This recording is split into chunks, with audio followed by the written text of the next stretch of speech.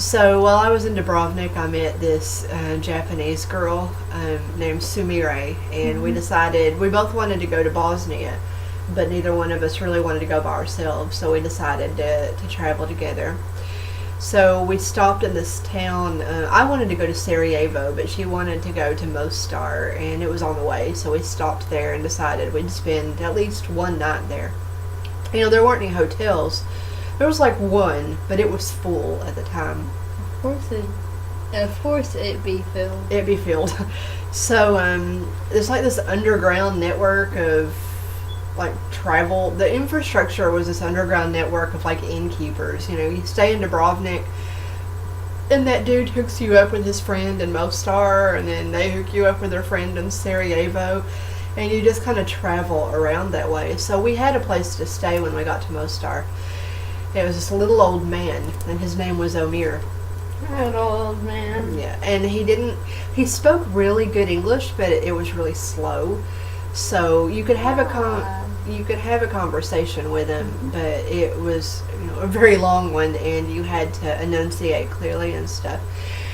And the place that we had just come from in Dubrovnik, those people were like super friendly and really hospitable and just went out of their way to make us feel at home there. But Omer was much more reserved and very serious. He carried himself. He was a frail old man, very serious tone, didn't smile or anything, but was still really cool. Like I liked Omer a lot. And one night we were sitting down in his kitchen. He called us down. He's American, Japanese, you come down. So we went downstairs, and he was sitting at the table. And I actually have a picture of this, and I'm pretty excited. Yeah, I have a picture of this incident, so I'm pretty excited about it. So we're sitting there, and he has a homemade bottle of wine, and he pours a glass for me, and then he pours a glass for her and for himself. So we're drinking this wine. I wonder how this is gonna end. And then he pulls out this little plate, and it's got this cheese, and he hands it to us, and we take the cheese and we eat it. And then he pulls out a Ziploc baggie, and it's really greasy inside. Like you can't even see what's inside because there's so much grease. And he sticks his fingers in it, and he pulls something out, and it looks like clumps of meat, kind of nasty looking, to be honest.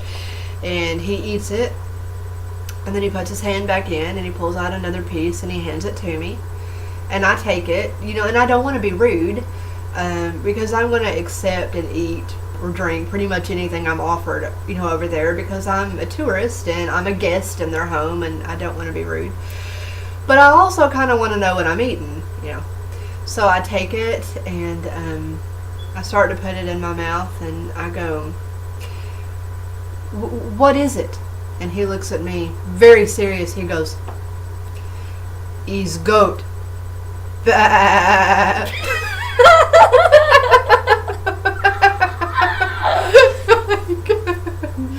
He's goat. Bah. You have to do the little ears too. Bah. Goat. So he took a picture of me and Omer, like us, right after he said that, and you can see me, and I'm cracking up, and he's looking at me with like this impish grin on his face, and I think I included the picture in the book because it was such a great moment, he's goat, bye. Omer was awesome. There's a sad story about Omer, actually, that I included in the book, and it's kind of long, so I won't spend time right now, but he lived through the war and suffered quite a bit of trauma during the war, which explains a lot of his personality and some of the things that he did.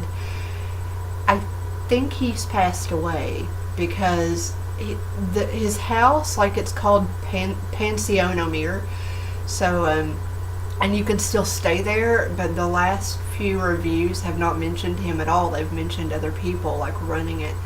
So I was there 15 years ago, and he was up in years at the time, so I think he's passed away. It makes me really sad.